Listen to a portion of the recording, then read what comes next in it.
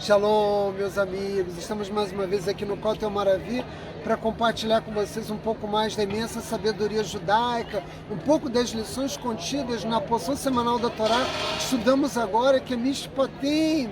E eu quero começar o estudo dessa paraxá da mesma forma que eu faço a maioria dos meus vídeos, dirigindo a vocês uma pergunta. Se eu lhes perguntar qual foi o clímax da revelação espiritual de Deus no Monte Sinai, que se expressou através da outorga da Torá, o que vocês me responderiam? Qual foi realmente a mensagem que Hashem quis revelar ao nosso povo e a toda a humanidade? O que a divindade, na sua intangibilidade, quis ensinar à humanidade? A essa pergunta, muitas respostas podem ser dadas. Na verdade, a Torá traz 613 mandamentos. Cada um deles já poderia servir como uma dessas respostas.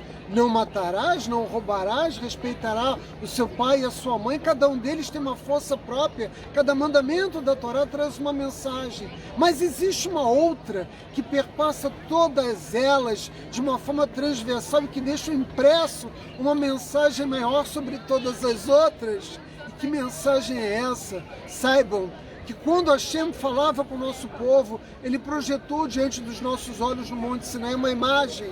E que imagem foi essa? A imagem de tijolos de safira. É o que nos ensinam os nossos sábios. Você vai perguntar, mas Átila, tijolos de safira? Se você estudou a Torá comigo até aqui, se você está acompanhando a leitura do texto, você vai captar a alusão imediatamente. Nada representa melhor a dor do nosso povo ao longo de mais de um século de escravidão do que os tijolos. Quando nós já não tínhamos mais força para seguir, ainda tínhamos que cumprir uma meta diária de construção de tijolos. E quando nós éramos capazes de cumprir essa cota diária, tendo inclusive que buscar a palha para poder produzir esses tijolos, os capatazes do Egito pegavam as nossas crianças e as cimentavam nas paredes das cidades que nós erguimos, e Ramsés e Pitom. Os tijolos significam muito para nós, mas quando nós vimos aquela imagem, nós percebemos ali que jamais estivemos sozinhos, que durante todos os anos de escravidão, Hashem sabia do nosso sofrimento e Ele sofria conosco, Deus estava conosco. Essa é a mensagem profunda do Criador para nós, e não apenas para nós judeus. Por que não?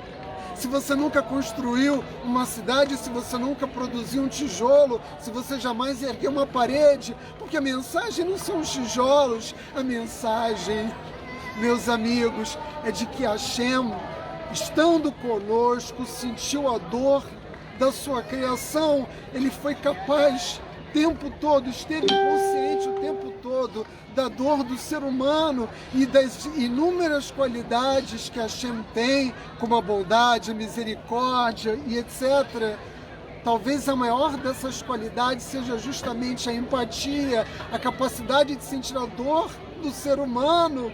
E quando Deus fez isso, Ele demonstrou a sua infinita bondade. E o que é a bondade, meus amigos? A bondade, e essa é a mensagem principal que vocês devem internalizar, é a capacidade de deixarmos a nossa posição cômoda e nos colocarmos no lugar daquele que sofre, o que demonstra a alta capacidade de um ser humano ser bom, é justamente ele ser capaz de sentir a dor do outro como o outro sente, ou seja, nós devemos sentir com as nossas próprias emoções a dor do outro, aquilo pelo qual ele está passando. A principal razão da crise civilizacional que nós vivemos em pleno século XXI concentra-se justamente no fato de que a maioria dos seres humanos não é capaz mais de ter empatia pela dor do outro, porque uma pessoa que tem empatia pela dor do outro vai fazer tudo que estiver ao alcance dela para fazer cessar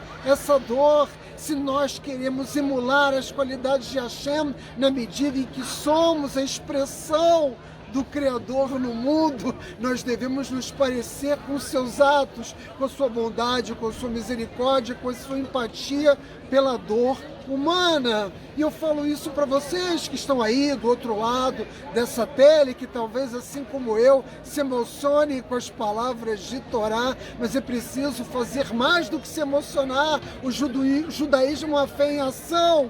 É preciso que as pessoas façam. Aliás, o nosso povo disse no Monte Sinai: faremos e depois vamos entender aquilo que Hashem nos pede.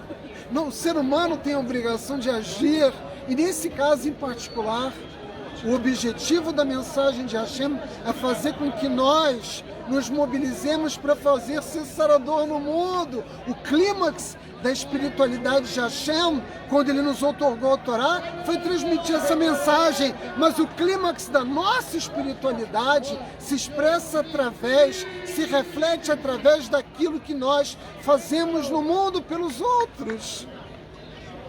Me permitam terminar essa história, esse relato, esse breve relato da Torá, contando uma história para vocês. Em 1973, Israel enfrentou a sua pior guerra, a Guerra do Yom Kippur.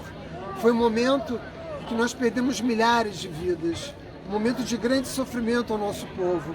E a literatura judaica registra a história de um rabino que era Rosh Yeshiva, numa yeshiva aqui em Jerusalém, e no meio da noite ele acordou e foi encontrar os seus alunos que estavam no alojamento da yeshiva dormindo. E quando ele entrou, os alunos perceberam a chegada dele, acordaram, despertaram tanto, preocupados, nervosos, porque eles achavam que havia acontecido alguma coisa muito grave. E o Rosh Yeshiva perguntou para eles, o rabino perguntou para eles: como vocês estão? Vocês estão dormindo bem? Vocês estão se sentindo bem? E os alunos, de certa forma, se aliviaram por saber que a presença do rabino ali era apenas para verificar se todos estavam bem. E quando os alunos responderam a ele que estavam todos bem, o rabino não se conteve e disse a eles: mas como vocês estão bem? Nesse momento, em toda Israel, há mães que choram a perda e a dor dos seus filhos, e outros que não sabem onde esses filhos se encontram. Nossos irmãos, os soldados de Israel, estão lutando para defender as nossas vidas e vocês estão dormindo. Onde está a capacidade de sofrer a dor do outro que Moshe Rabbeinu nos ensinou tantas vezes, dos 40 anos que ele liderou o nosso povo? A empatia é uma qualidade essencial do ser humano, meus amigos. Vamos exercitá-la, vamos ser capazes de sentir a dor do outro. Vai!